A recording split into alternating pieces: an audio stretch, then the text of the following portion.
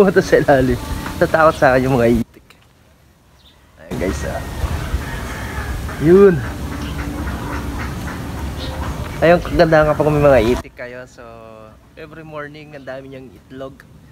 So, libre na yung itlog. Ayun.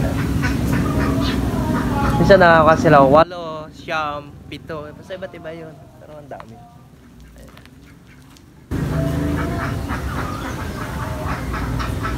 Yung isang araw nga, may nakita kami doon. Ang daming itik doon sa may bukid.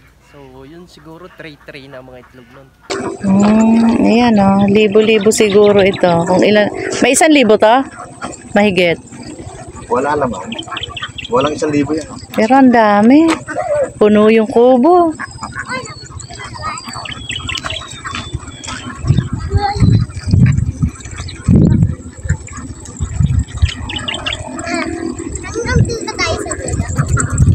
Dulo na ito.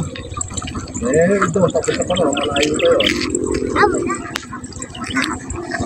Malayo na yung ulan natin. Sunod na lang yun.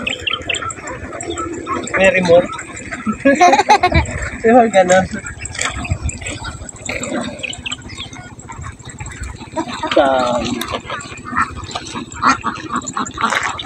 Nakakaaliw pag ganyan.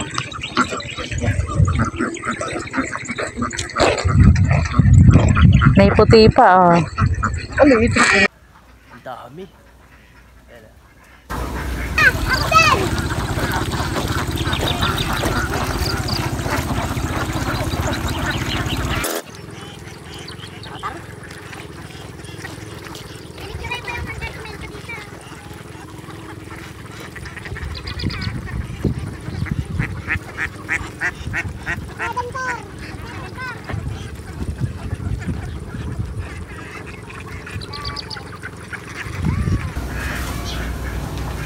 Medyo mailap lang. Ayan na sila.